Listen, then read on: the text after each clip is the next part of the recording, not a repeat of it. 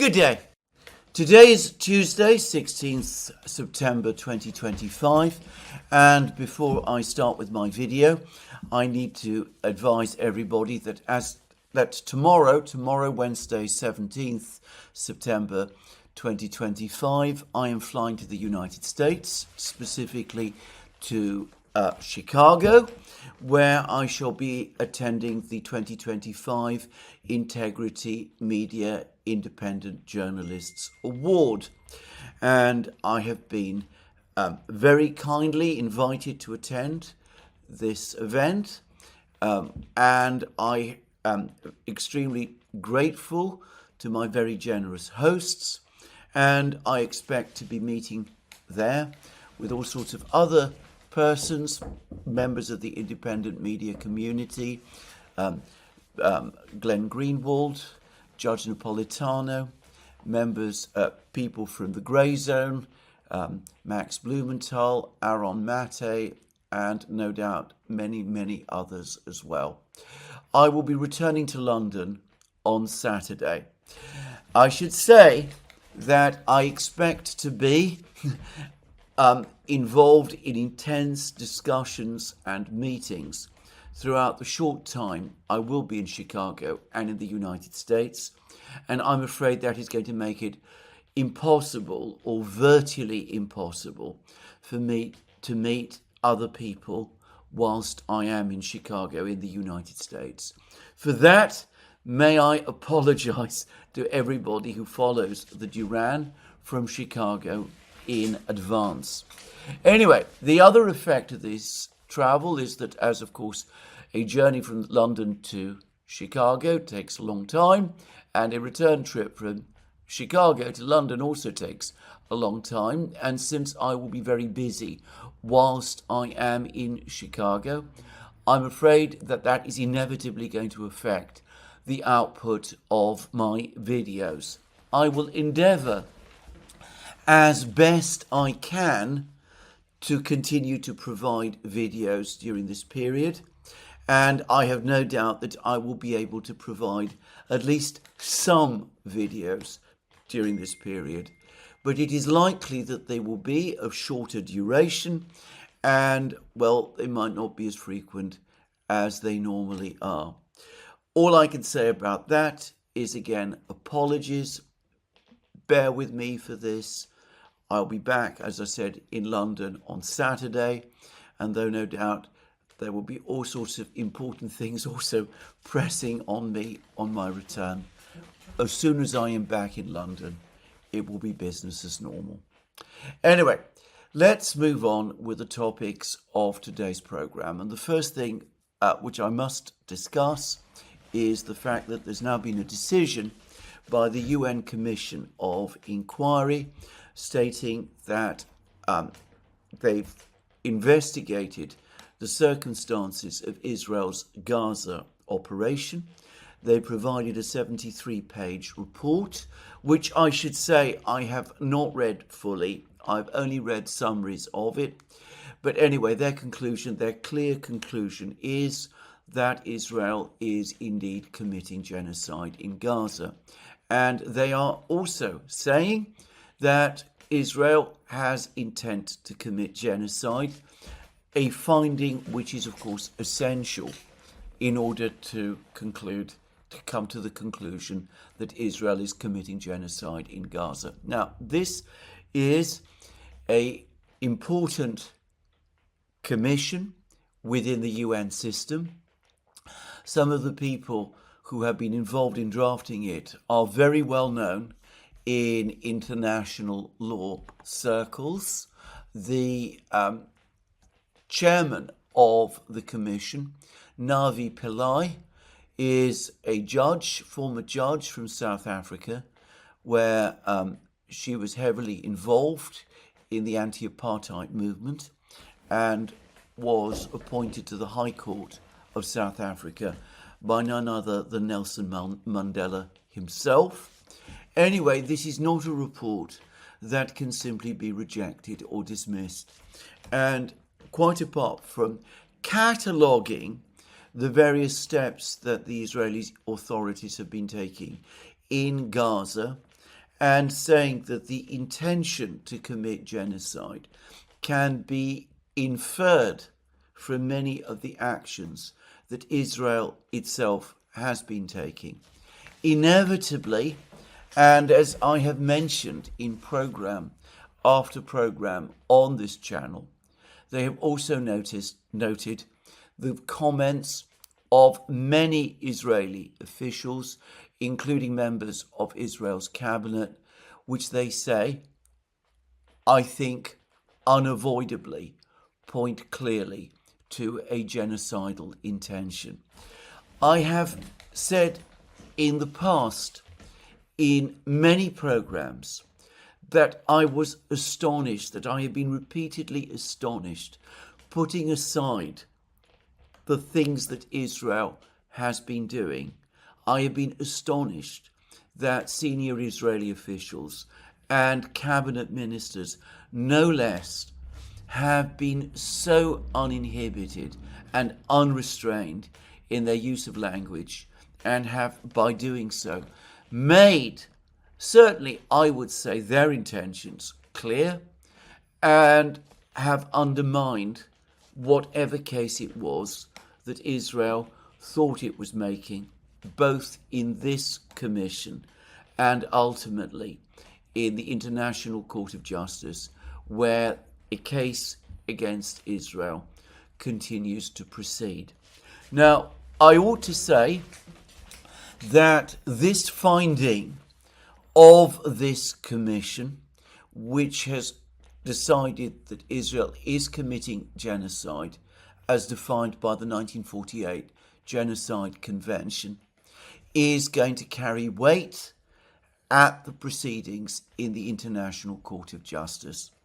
It is now, it seems to me, only a matter of time before the International Court of Justice gives a ruling that Israel is committing genocide. Now, this ruling, this decision by the Commission, and the judgment of the International Court of Justice, which is going to come, is going to be met with dismay and anger in Israel itself, amongst many people in the United States. It is going to be fiercely disputed and widely challenged. Inevitably, people are going to say that the fact that Navi Pillay chairs the commission, and that it is South Africa that is bringing the case to the International Court of Justice, that the two facts are connected in some way, and that the entire thing, the entire process, is biased and compromised. The immense, overwhelming problem with that argument is both the actions that have been committed in Gaza itself, and, as I said, the many things that Israeli officials, including Israeli cabinet ministers, people like Smotrich and Ben-Gvir, but also others, and of course Prime Minister Netanyahu on occasion himself, the many things that these people have said. Even if other judges had chaired that inquiry, even if other judges were presiding over the case in the International Court of Justice, this evidence would still be the same, and all other things being equal, the likely effect would be to lead to the conclusions and the judgment we are inevitably going to get in course of time. Now, this didn't need to happen this way. I have already discussed in multiple places, including in programs I have made on this channel, how Israel could have taken a completely different course in October 2023. How it could, as a member of the United Nations, have sought assistance from the UN Security Council, how the UN Security Council at that time would have been extremely sympathetic and supportive of Israel, how the Arab states, every single one of them, apart perhaps from Qatar, which would not have been able to hold out against the general consensus in the Arab world, how the Arab states collectively are deeply hostile to Hamas, how Iran was deeply embarrassed by the whole attack by Hamas on Israel, which US and Israeli intelligence agencies have apparently concluded is Iran had no role in. How, in that case, the UN Security Council would undoubtedly have exercised its powers under Chapter 7 to order Hamas to release all its hostages, and would have threatened further action against Hamas officials who had been guilty of terrorist acts, exercising its powers under Chapter 7, and how, in the event that Hamas had defied those resolutions of the UN Security Council, sanctions against Hamas would undoubtedly have followed, including financial sanctions, which would have been enforced by the entire global community, including all of the Arab states, and which would have in time, and a very short time, have caused the entire organization to collapse. So that alternative existed. I've read many commentaries about the situation in Gaza. I've been on the receiving end of many emails from all sorts of people, of many different views about what has happened in Gaza and in the Palestinian territories. Not a single one of these emails, not a single one of these commentaries, not a single letter, not a single contact I've had from people who are familiar with the situation, diplomats, officials, ex-diplomats, ex-officials, not one that I know of has argued against the various points that I made about the alternative that Israel had in October 2023. And lest it seem that I am singling out Israel alone for criticism here, may I say that the entire Western community of nations, all of them taken together, the entire collective West is equally, or at least not equally, but at least also heavily implicated in what has happened.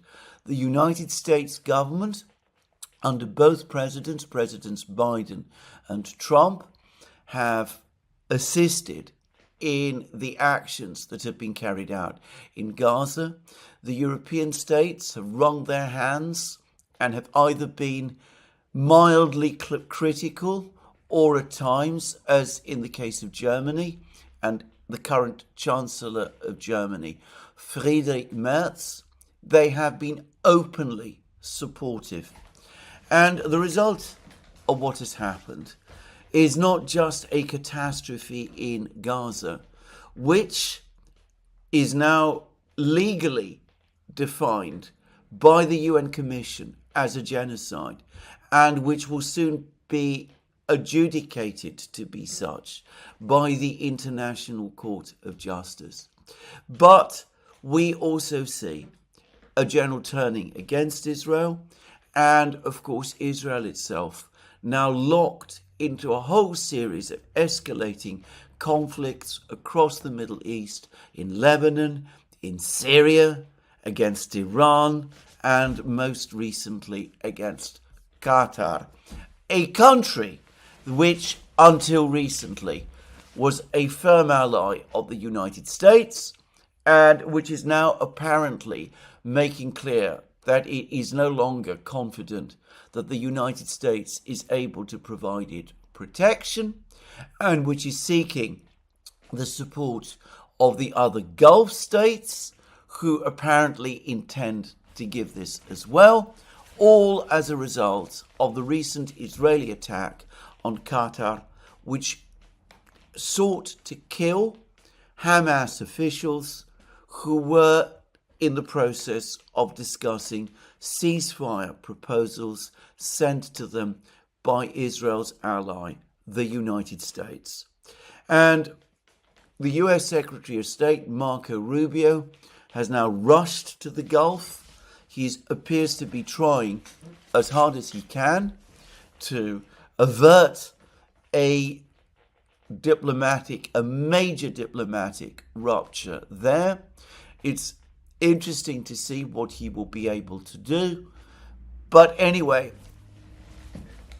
the fact is that all of the various actions that Israel has been taking since October 2023, which have each followed directly from the other, have made Israel's position worse and worse.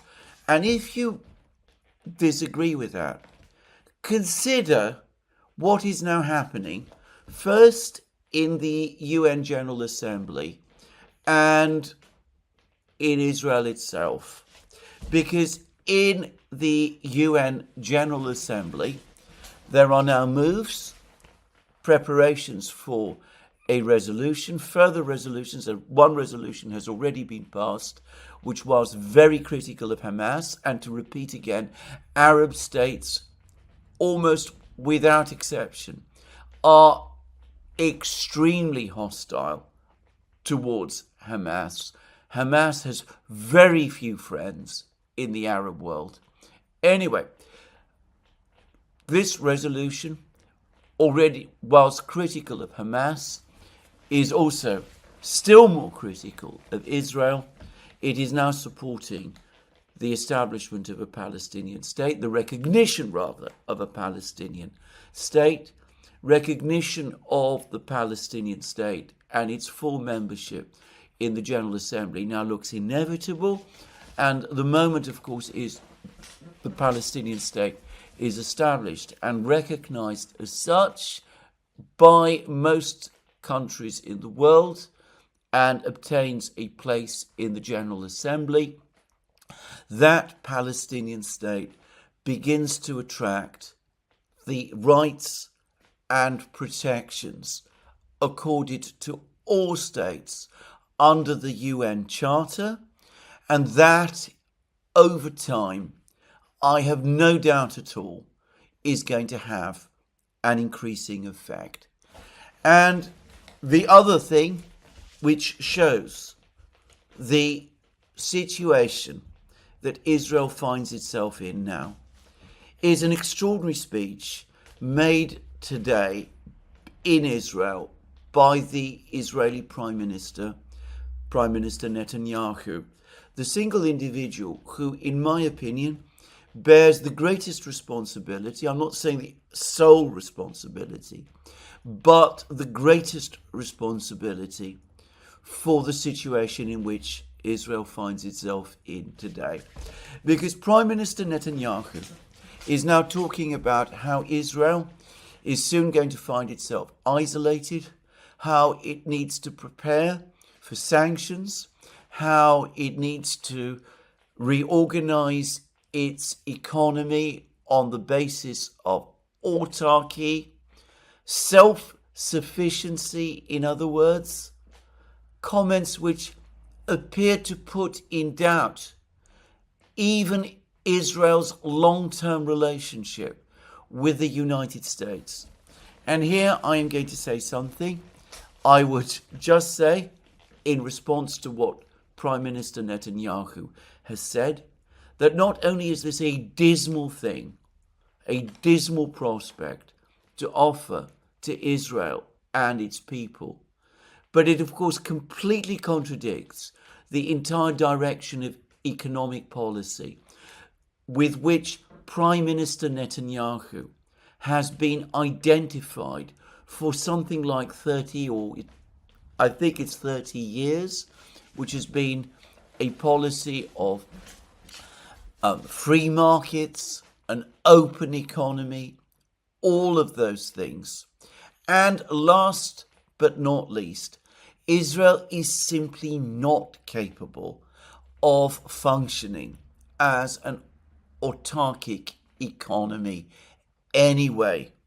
It is not a self-sufficient state in terms of food and natural resources in the way that a continental state like Russia is.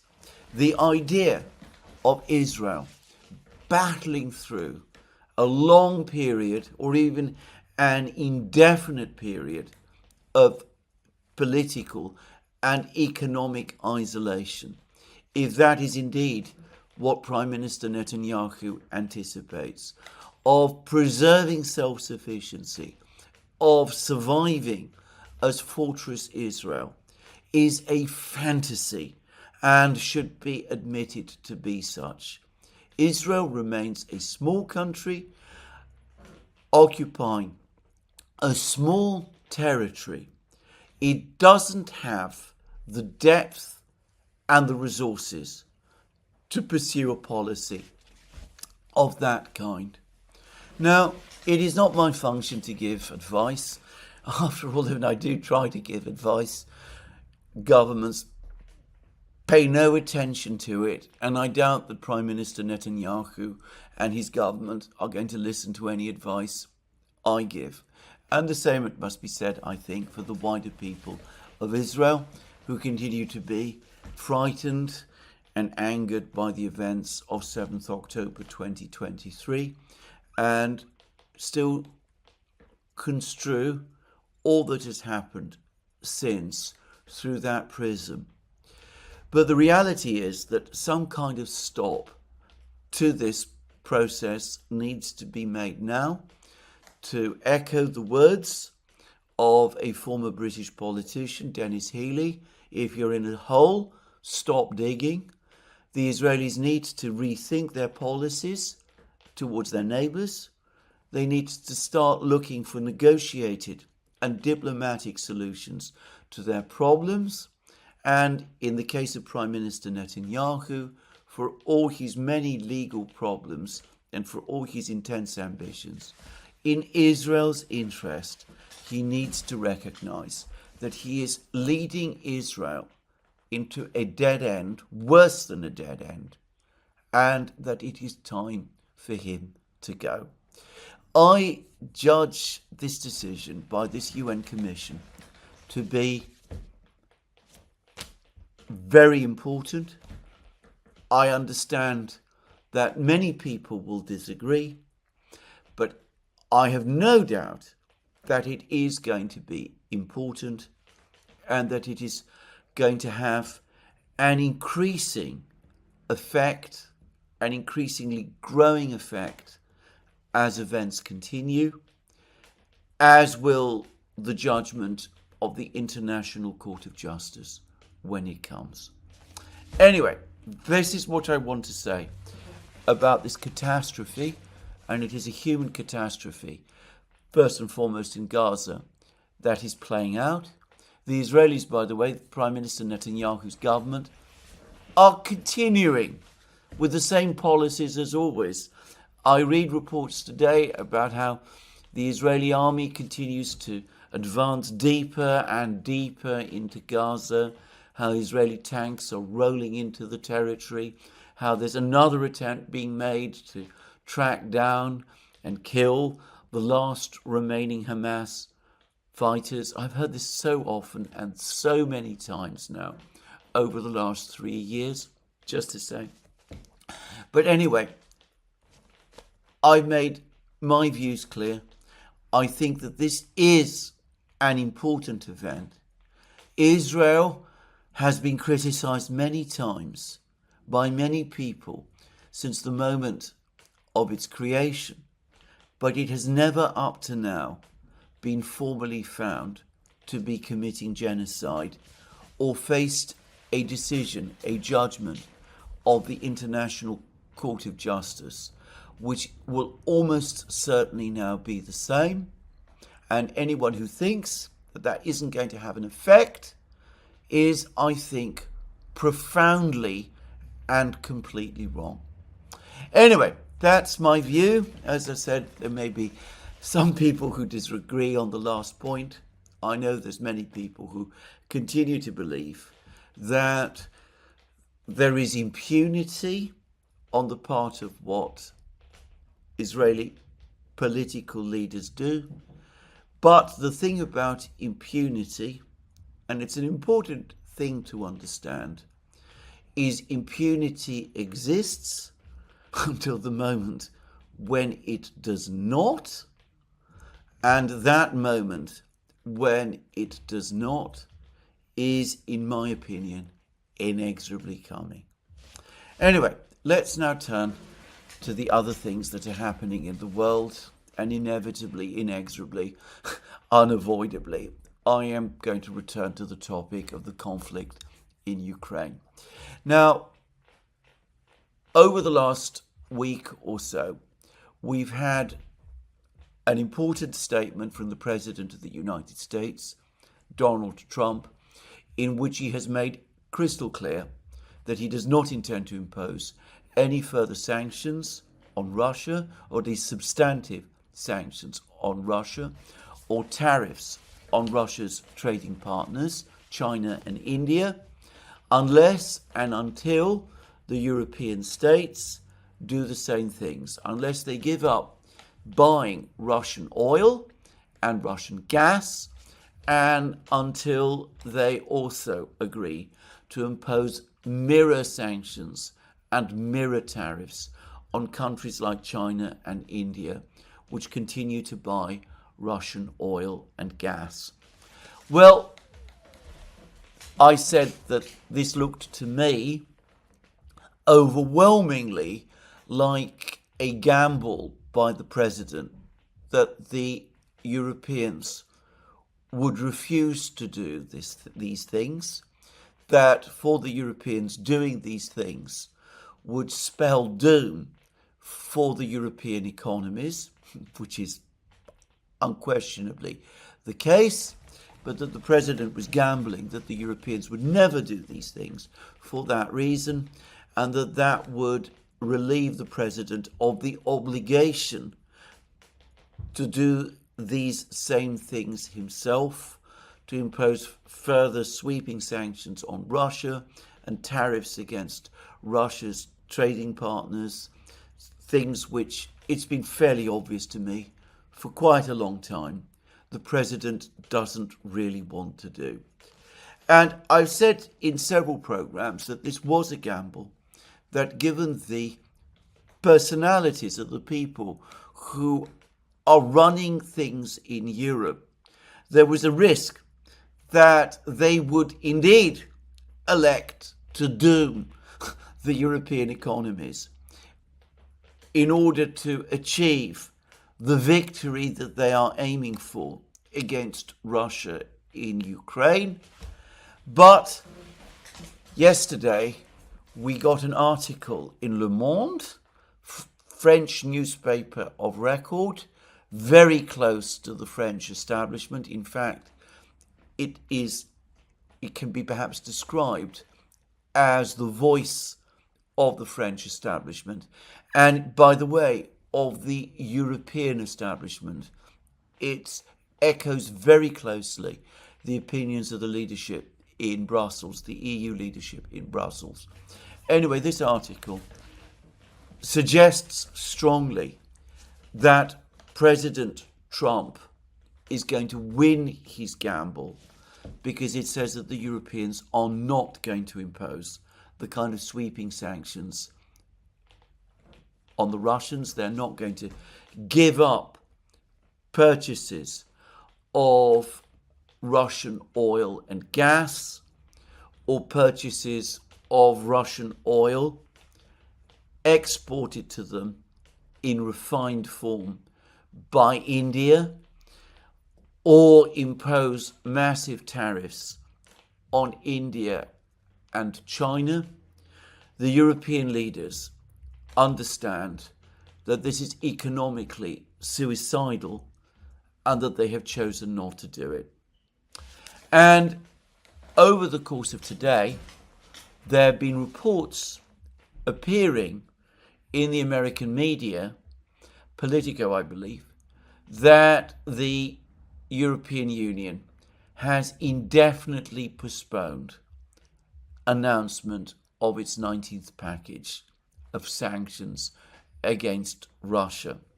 They are in that position which they admitted to themselves some weeks ago, where they have effectively exhausted all the sanctions against Russia that they can impose.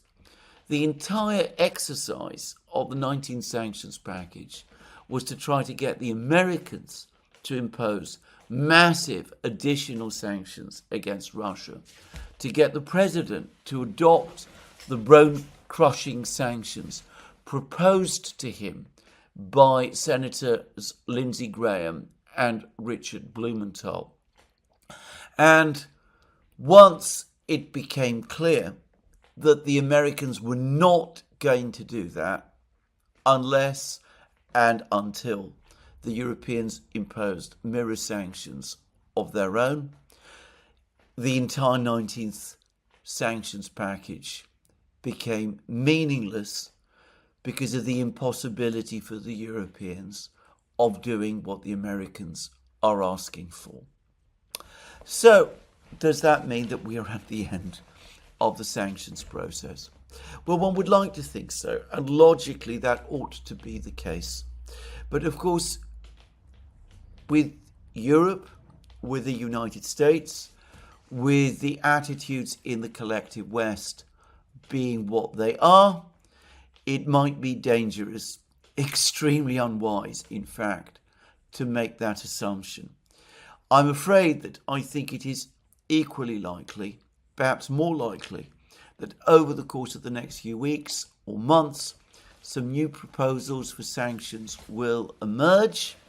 And as the situation on the military front lines continues to deteriorate for Ukraine, that the Europeans will finally decide that the moment has come when they're going to have to do at least some of the things that the Americans are demanding of them, if only to get the Americans themselves to do more than the Americans, or at least Donald Trump, for the moment, seem keen to do. So this is where we are. This is where we have reached at the present time. We are in Europe at a dead end.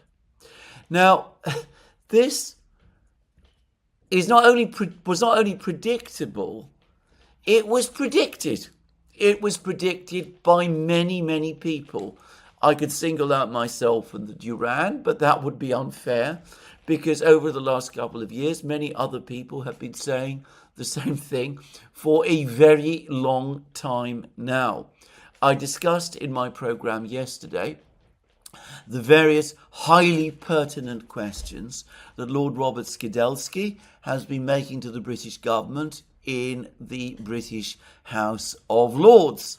There's just one example of someone of known eminence, the great biographer of J.M. Keynes, a man of tremendous scholarship and, by the way, political understanding.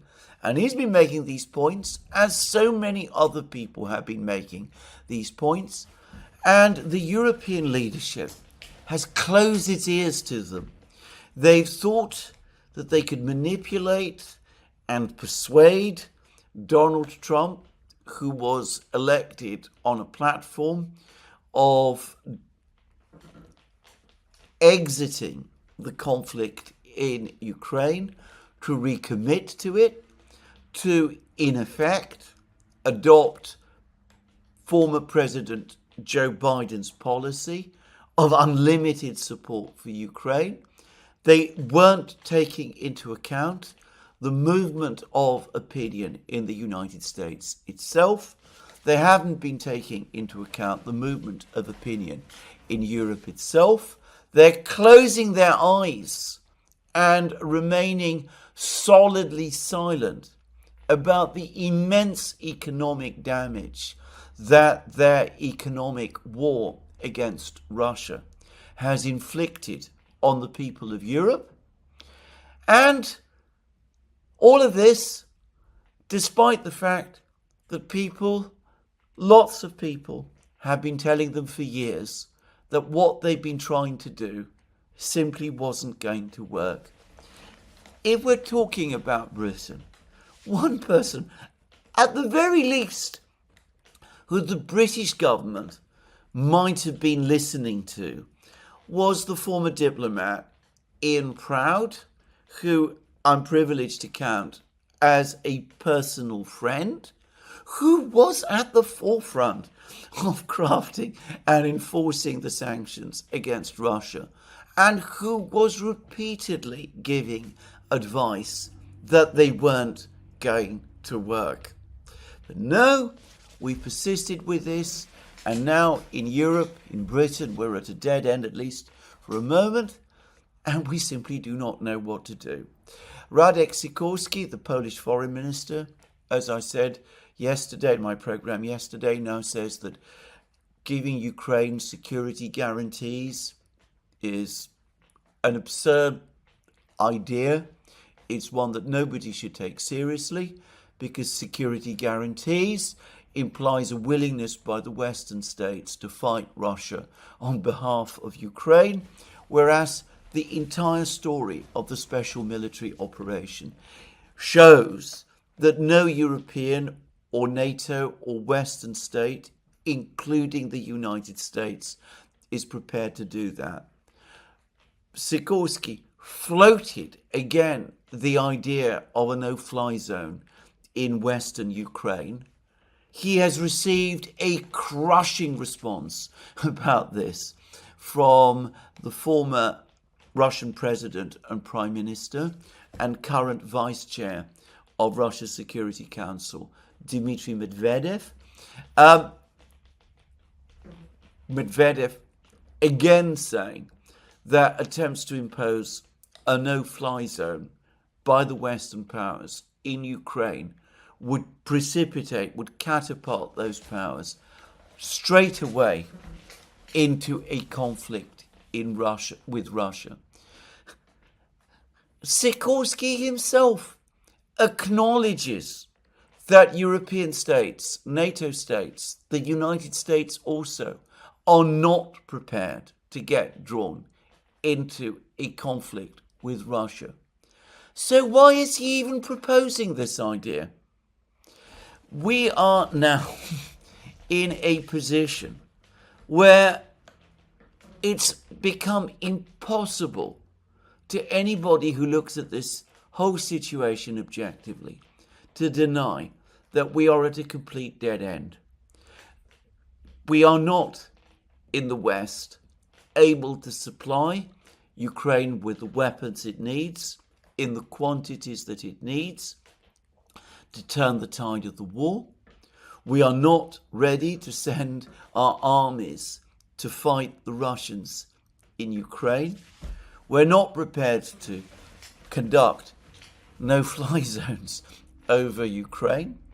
We are unable for the moment to move forward with sanctions, further sanctions, significant sanctions that would make a difference against Russia.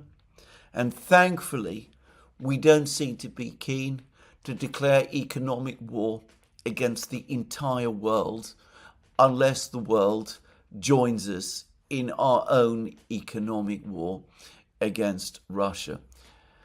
So what exactly are we going to do? Are we going to negotiate? Are we going to join Donald Trump in trying to negotiate with the Russians? Are we going to send a European representative to Moscow to speak with Putin and Lavrov in Russia? Is the new British Foreign Secretary, Yvette Cooper, is she going to go to Moscow to speak with Putin and Lavrov there? She would be the first British Foreign Secretary, by the way, to go since Liz Truss did just before the special military operation began. Are we going to do any of those things? Are we going to put proposals to the Russians as to how the conflict might end? Are we going to discuss with them the terms that the Russians set out on the 14th of June 2024 and which they have repeated in many on many occasions and in many places? Are we going to offer counter proposals? Are we going to explain to the Ukrainians that really we have now reached the end point, that there is really nothing further that we can do? Well, of course, we are not going to do any one of those things. We are going to continue with the same cliches, the same narratives, the same talk about how Vladimir Putin is the ogre, the new threat from the east, which is preparing to take over the whole of Ukraine before marching west and taking over the whole of Europe, and how we must stand firm behind Ukraine, even as we assist Ukraine to move forward towards its eventual destruction. That, it seems to me, is what we're going to do, because unless there is a fundamental change in the governments of any one of the big European countries, Britain, France, Germany, Italy, Spain, or there is a change at the centre at the European Commission and the European Council, there is not going to be any change, because all of the leaders of all of these countries, and of course the leaders of the European Union, are now deeply committed. They're deeply committed and deeply compromised by the policies that they have already committed their countries and the people of Europe to. Now, on that topic, let me first of all say that the Russians, in the person of Sergei Ryabkov, the deputy Russian foreign minister, are now seeking to make a contrast, draw a contrast between what they say is the much more rational, common sense line taken by the United States as compared to the policies and the attitudes of the European leaders. Now, Ryabkov said in an interview that he's given to TASS that, yes, the Americans have put forward proposals, not all of which the Russians agree with, but nonetheless they can conduct dialogue and discussion with the Americans. And Ryabkov seemed to be flagging the possibility, in fact the likelihood, that at the forthcoming UN General Assembly session, Lavrov and the US Secretary of State, Marco Rubio, are going to meet and discuss the current situation and possible ways forward. And by the way, even as the United States demands that its European allies wage economic war against the whole world in order to try to force Russia to back down over Ukraine, the United States continues to make moves which point in a completely different direction towards a more conciliatory line with the Russians. So the United States continues to withhold statements of condemnation of Russia in connection with the recent drone incursion into Poland. And what some European governments must find still more alarming, the United States has sent a small team of observers to attend the Zapad 25 exercise, military exercise, being conducted by Russia and Belarus on the territory of Belarus, and by the way, I believe Kaliningrad as well. Incidentally, there is also a small group of Indian troops who are also participating in this exercise. We're talking about, I believe, less than 100, but they are there. And the London Times was getting very worked up about this and claimed, absurdly in my opinion, that Indian participation in this exercise for the Europeans is some kind of crossing of a red line as far as European relations with India are concerned. If just a small number of Indian soldiers participating in a minor way in an exercise in which they are not really a part can worry the Europeans to that extent, then that shows us how completely disconnected from reality European leaders have now become.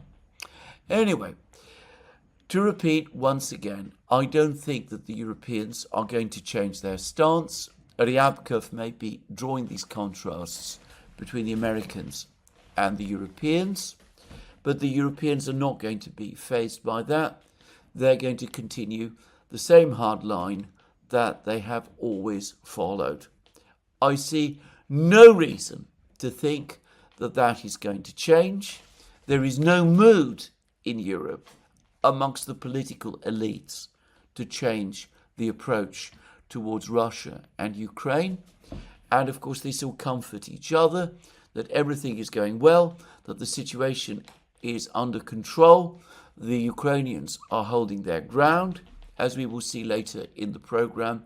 None of those assertions, none of those confident assertions are true, but that seems to be what they're all currently hiding behind. Now, since I mentioned the European leaders, one of them, Keir Starmer, Prime Minister of Britain, is on the verge of hosting the US President himself, Donald Trump himself, on a state visit. This was a state visit that Starmer invited Trump to back in February, when Starmer was trying to persuade Trump to agree to provide a backstop to European troops who would enter Ukraine as part of a peacekeeping or reassurance force. Trump refused to take the bait at that time, and as we have seen, his subsequent words that appeared to suggest that he might have changed his views about that have melted like the mist on a summer morning. Anyway, that was partly the reason of why Starmer proposed this state visit. The other was that Starmer was keen to try to repair relations between himself and the Labour government and Donald Trump after they committed the disastrous error of sending Labour activists to the United States to assist Kamala Harris to win the presidential election in the United States last year. So Starmer thought that he could butter up and flatter Donald Trump by proposing to him a state visit. And Trump, who has a weakness for this sort of thing, a weakness I, by the way, don't understand at all, but anyway, he does. He accepted this offer. He agreed to come and participate in this state visit, and it does seem to have played some part in soothing relations between Keir Starmer and Donald Trump. You could count it, if you like, this idea of a state visit and Trump's acceptance of it as perhaps the solitary achievement of Keir Starmer's administration. Anyway, what looked like a good idea at the time, back in February, perhaps doesn't look like quite such a good idea today. Because over the last 24 hours, Starmer's position as Prime Minister continues to weaken. Firstly, he lost another of his senior aides yesterday. It turned out that that aide had been writing on WhatsApp extraordinary messages, really offensive messages, I read some of them, about a dissident Labour MP. I'm not going to discuss that. But anyway, it was, these messages were full of sexual innuendo, and this individual was forced to go, weakening the position of Starmer's all-powerful chief of staff, Morgan McSweeney, further, and Starmer's position overall, altogether, and overall. And then in the next few hours, it emerged that Starmer was indeed aware of all the new documentation, the new emails that had suddenly surfaced, that had been exchanged by the sacked and disgraced British ambassador, Peter Mandelson, and Jeffrey Epstein, which suggested that the friendship between Mandelson and Epstein was closer than the British government had wanted to imply. And of course, what is damaging about that is that it turns out that all of this material had been obtained by the British government, and its existence was known to Starmer before he made further statements appearing to support Mandelson and insisting that he would remain Britain's ambassador in Washington. Anyway, Starmer is saying that though he knew about these documents, he wasn't familiar with their content. He'd been misled about their content, presumably by people in his office. So once again, he's throwing people who work for him under the bus. He's looking for ways to transfer responsibility onto others in order to secure his own job. Well, all I will say about that is what I have said before. Starmer is a lawyer. He is a King's Counsel. He was Britain's former chief criminal prosecutor. He was the director of public prosecutions, no less. It is second nature for a lawyer to examine documents before commenting on them or saying things which those documents might undermine what the lawyer has said. I've never known it otherwise. Even bad lawyers, if I may say so, take the precaution of checking the documents, the evidence, before they make assertions or claims that might be undermined by that evidence. Well, I find it incredible that Keir Starmer didn't therefore familiarise himself with this evidence, with these emails. But there it is. That is what he is saying.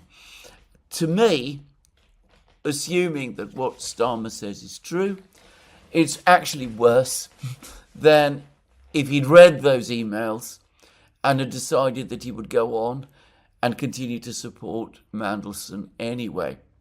For the record, by the way, there is a point of view which I've heard several express, and you can find it well argued in a recent article on Eurointelligence, that Mandelson's friendship with Epstein was an error of judgment that didn't in any way affect Mandelson's work as Britain's ambassador to the United States, and that Starmer showed weakness by sacking him. I don't happen to agree with that view myself, but it is a point of view, and I understand it. Whichever way you look at this, however, there is no doubt at all that Starmer has mishandled this situation appallingly.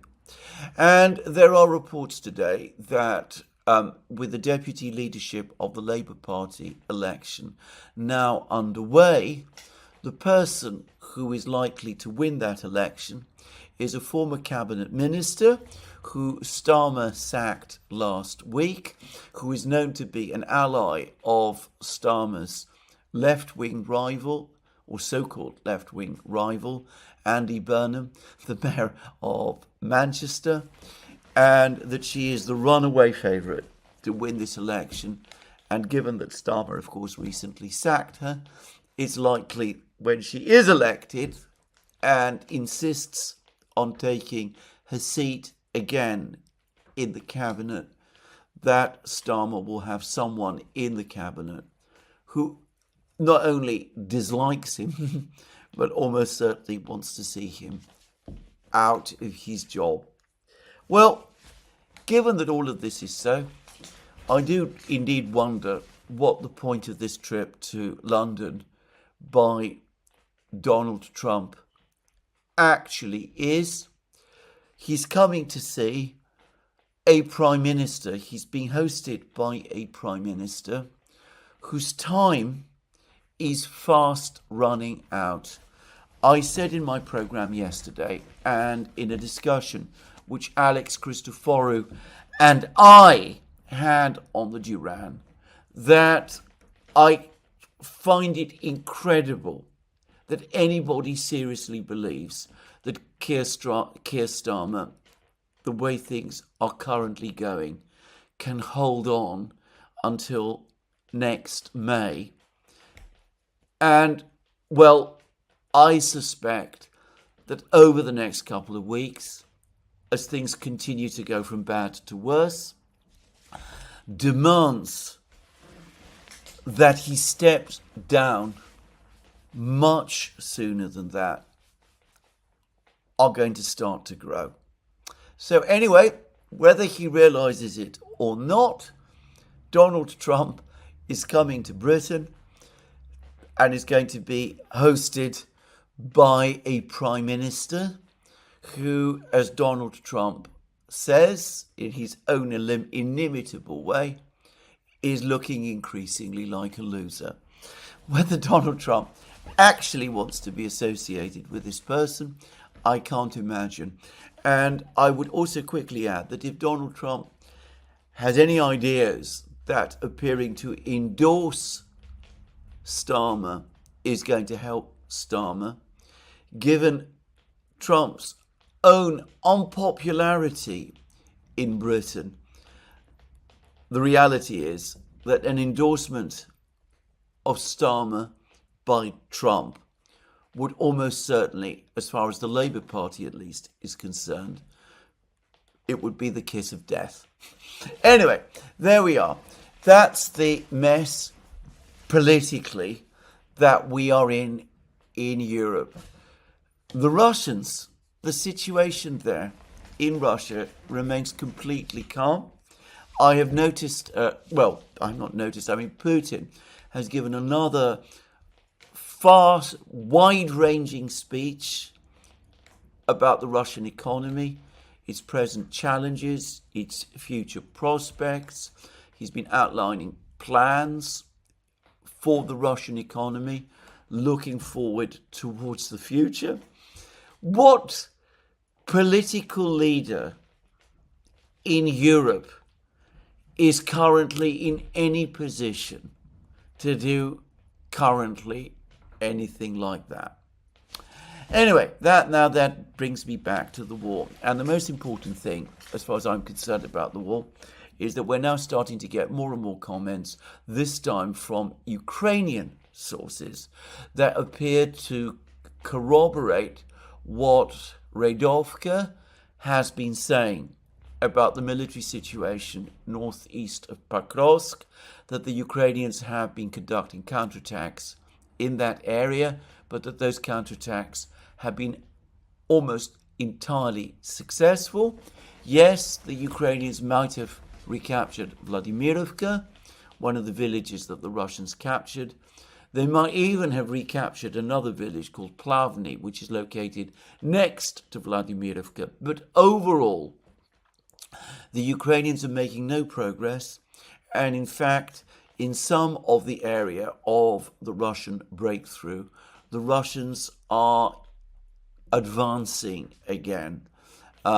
Supposedly, they've made further advances around Zoloty Kolodias, and there are also reports that the Russians are now reinforcing their troops in this area, which may be a sign that they expect that before very long, the Ukrainian counterattacks are going to exhaust themselves, that the Ukrainian forces are no longer able to sustain their attacks for much longer, and that, of course, when that happens, that will be the moment for the Russians themselves to go back on the attack and to capture more ground against Ukrainian military units that have become increasingly depleted and exhausted in the battle.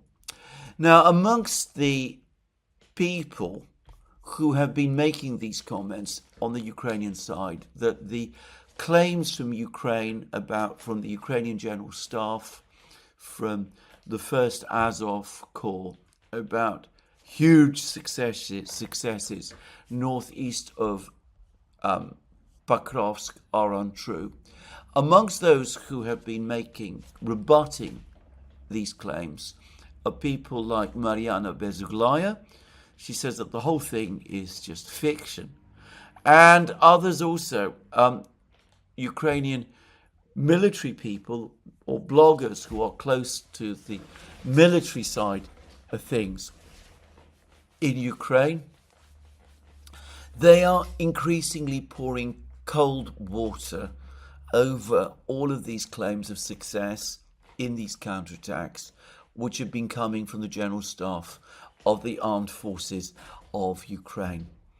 Now, if all of this information is true, and I have to say some of this is now, to repeat again, coming from Ukrainian sources, if this is untrue, if this is true, if it is indeed the case that Ukraine's counterattacks northeast of Pokrovsk have been a failure, then it seems to me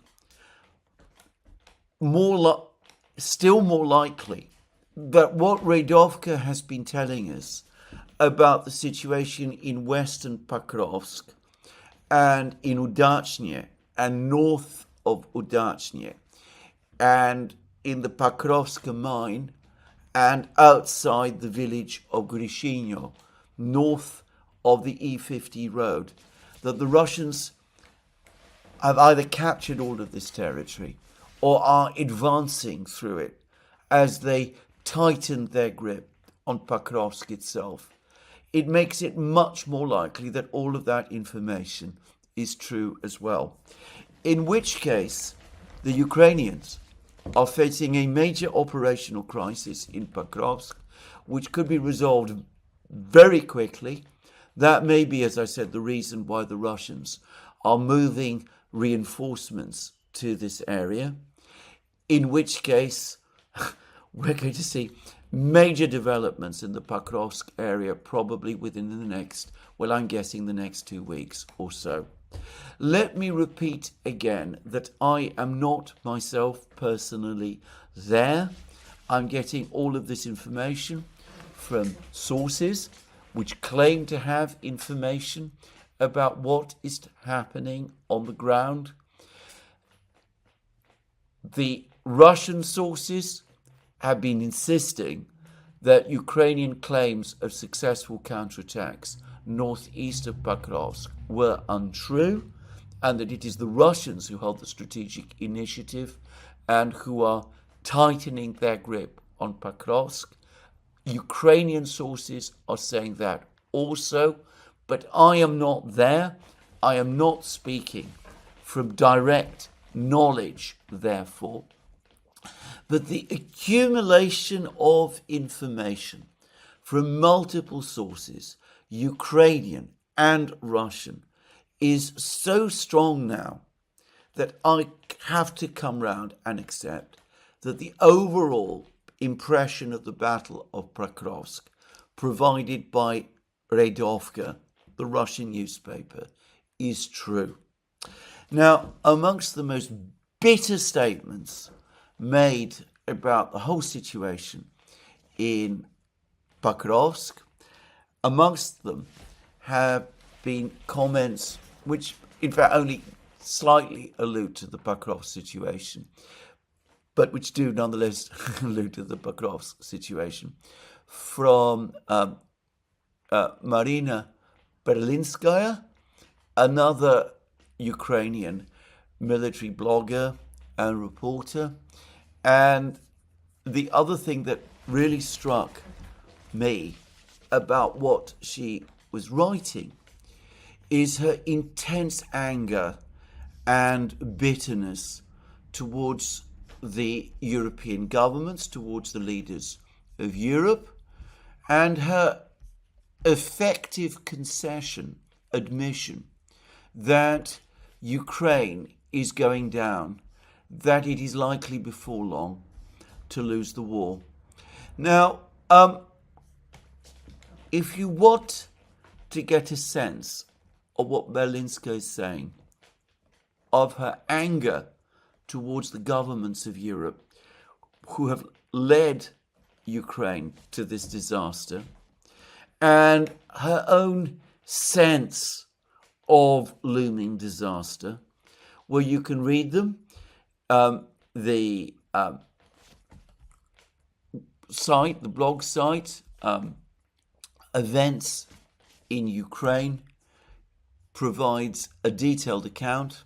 It reports her words exactly, and I am not going to repeat them myself. I found them disturbing, but those are the comments of a deeply committed Ukrainian nationalist and patriot, somebody who clearly believed in Europe and what the Europeans have been saying. And, well, there it is. I mean, I'll just read one or two things. She says, Ukraine is barely holding on, bleeding out, and the Western idiots are still in the denial stage. That was one of her comments among many. She says things that Ukraine is ending partly because of she means Europe's fault. You are losing more and more, and without Ukraine, you will definitely lose. Anyway, you can read the whole comments. As I said, they appear on this blog site, Events in Ukraine. Now, if the situation in Pokrovsk is bad, it continues to be also equally bad, at least equally bad, in other places. In the Zaporozhye region, the Russian advance from the east continues remorselessly. There's been more word this morning of more villages and territories captured. And there are reports this morning that the Ukrainians are evacuating the civilian population from the town of Poltavka, which strongly suggests that the Ukrainians believe that this town is going to be the target of a Russian attack fairly soon. The Russians further west continue to fight and advance in the town of Stepnogorsk, south of Zaporozhye. They have just destroyed a bridge across a small river, which was on the main motorway between the city of Zaporozhye itself and Stepnogorsk. This was the motorway through which the Ukrainians sent most of their reinforcements to the garrison in Stepnogorsk. The fact that the Russians have destroyed this bridge, I think, confirms that they absolutely do intend to capture Stepnogorsk, and it is likely, it seems to me, that they will do so fairly soon. And, well, that will obviously bring them much closer to the city of Zaporozhye from the south. As I have said many times, I am not the best person at reading maps, but from what I can see, it looks to me as if the Russian advance from the east, if you take its starting point as Velikaya Novoselka, has now covered perhaps between a fifth and a quarter of the distance to the city of Zaporozhye itself. And given that this Russian offensive only began in August, this looks like a very rapid advance to me indeed. And I was reading somewhere that if the Russians are able to capture these villages, these big villages, Veliko Mikhailovka, Poltavka, Uspenivka, that they're now approaching, there are no important inhabited centres, and it is open countryside without many forests or rivers or other natural obstacles lying in front of the Russians until they reach Zaporozhye city itself and the Dnieper. So it could be that just as the situation in Pokrovsk is now approaching what could be its final crisis, the same may be true, though perhaps with a delay of a few weeks, in the fighting in Zaporozhye as well. Now, if the situation in Pokrovsk and Zaporozhye is becoming critical, not even the Ukrainians are denying, not even Deep State is denying, that the situation in the Siversk-Liman area for the Ukrainians is now becoming increasingly catastrophic.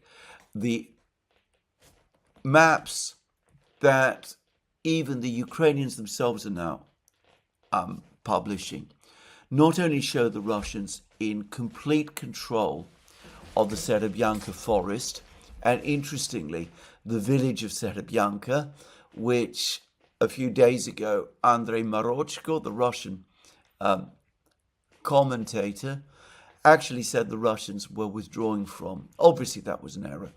Anyway, not only do these Ukrainian maps show all of this territory fully under Russian control, but they're showing the Russians rapidly advancing southwards from this territory, even as they have established this big belt of territory from the east all the way to the northern outskirts of Siversk itself.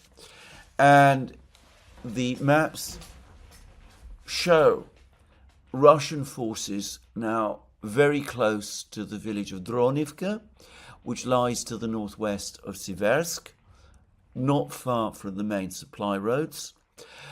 But Deep State has also published a map which shows the center of Yampol, a much bigger and more important village, to the west of also to the west of Siversk, a village very close to the main supply roads from Slavyansk to Siversk. The map shows the Russians, the grey zone, which means, of course, the Russians have now reached the center of the village of Yampol. And it looks as if there is fighting going on in Yampol and before long in Dronivka.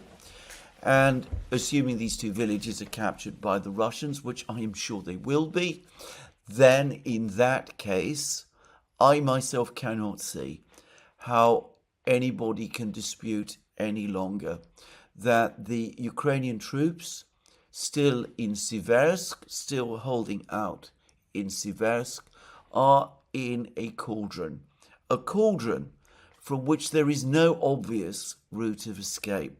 The Russians are to the north, the south, the east, and if Dronivka and Yampol fall, they will be to the west of Siversk as well.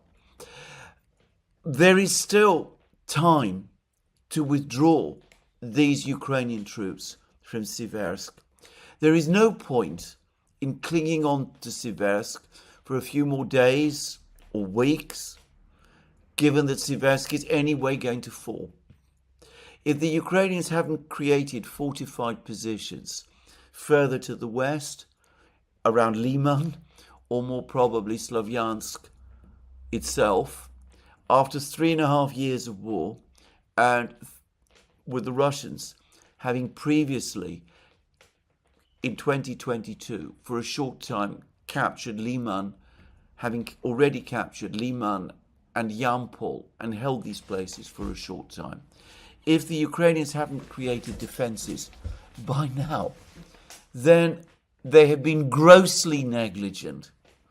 And, well, frankly, it's probably anyway now too late to do so. Nothing, therefore, useful is achieved by sacrificing the lives of the men who are still defending Siversk. And this is a place which the Ukrainians need to abandon now. Well, of course, they're not going to do so.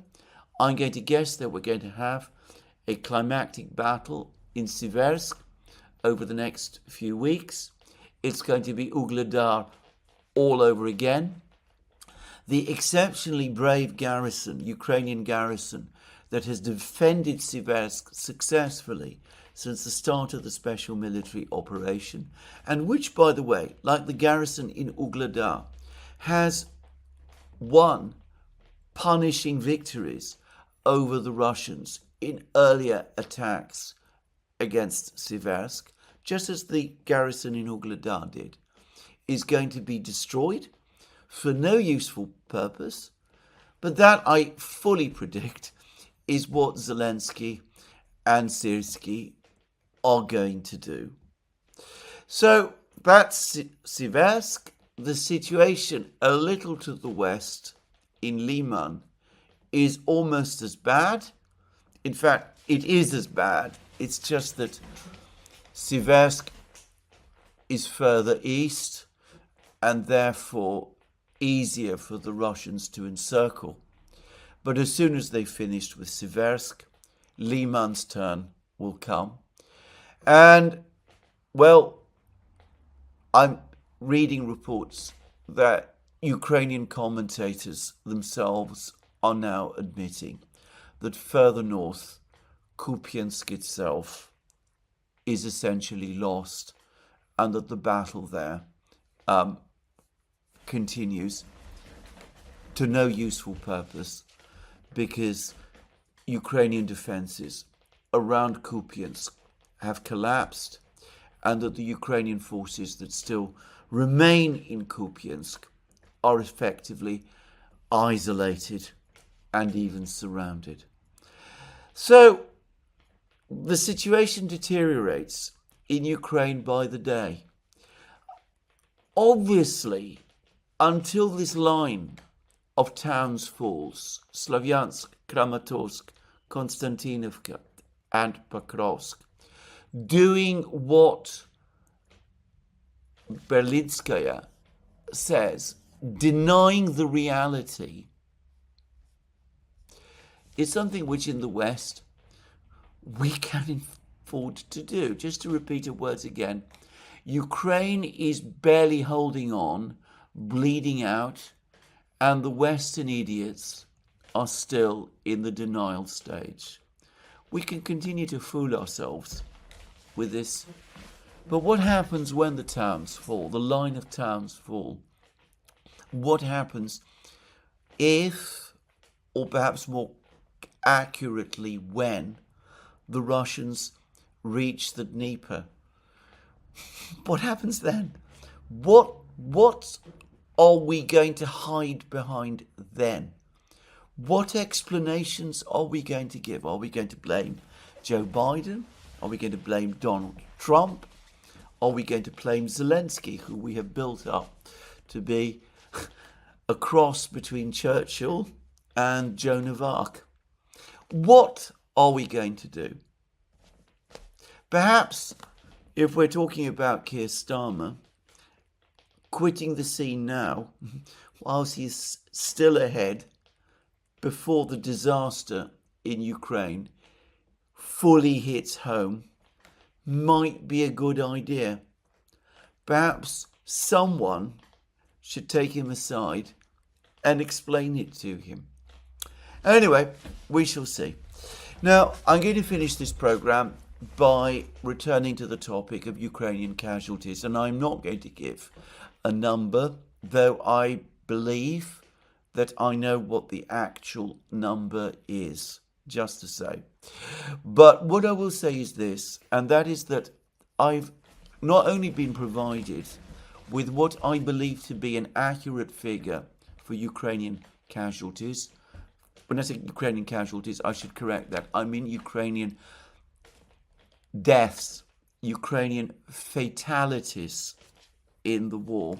Not only have I been given an accurate figure, but I've also been given what I have no doubt is an accurate breakdown of where the losses have taken place. And we are talking about 3 major battles. And again, I am not going to give the numbers, if for no other reason, as I said, because I believe that this is going to be that these numbers are going to be classified fairly soon, if they're not already.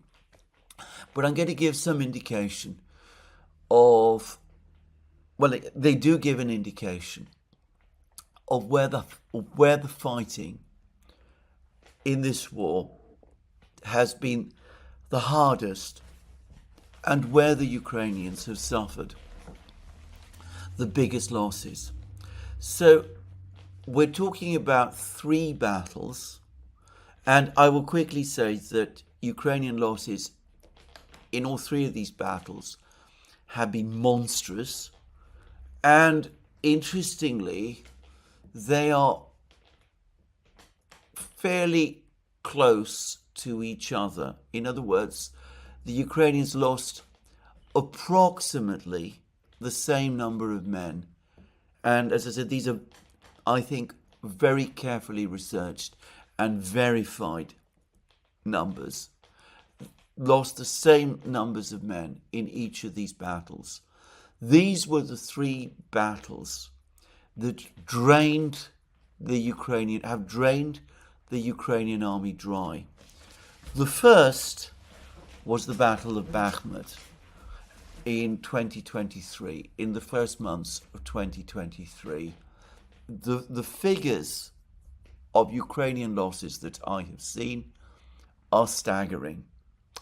The second is the summer offensive that Ukraine launched in 2023.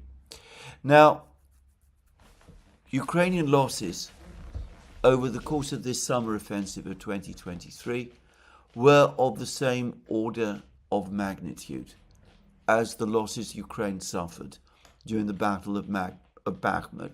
That perhaps gives a sense of what a carnage the Battle of Bakhmut was.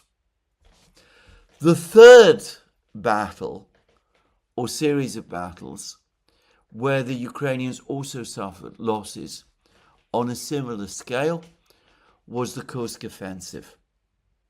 Ukraine lost approximately the same number of men in the Kursk offensive as it did in the Battle of Bakhmut and in its summer offensive of the summer of 2023. One can come up with a kind of rationale for the defense of Bakhmut. It was and is despite claims to the contrary, an important strategic location. The Russians would not be anywhere close as they are to breaking the Ukrainian defense lines in Donbass if Bakhmut was still in Ukrainian control, just to say. So one can understand why the Ukrainians would want to defend Bakhmut, though there is no doubt at all that they sacrificed too many men seeking to do so. The story of the Ukrainian counteroffensive of the summer of 2023 has been told at great length, and the Ukrainians were not alone in their responsibility for that offensive. The Americans and the British and the Europeans played at least as big a role. But Kursk, where the casualties have been on the same sort of scale, was Zelensky's folly. Zelensky's folly, first and foremost. To those who ask themselves whether Zelensky is an asset or a liability for Ukraine, given what I've seen about the level of losses that Ukraine suffered during the Kursk offensive, well, the question answers itself. Zelensky is not just a liability for Ukraine. For many Ukrainians, he's been their gravedigger. Anyway, this is where I'm going to finish my program today. There'll be more from me soon. Let me remind you again that you can find all our programs on our various platforms, Locals, Rumble and X. You can support our work via Patreon and Subscribestar and by going to our shop. Links under this video. Last but not least, please remember, if you've liked this video, to tick the like button and to check your subscription to this channel. That's me for today. More from me soon. Have a very good day.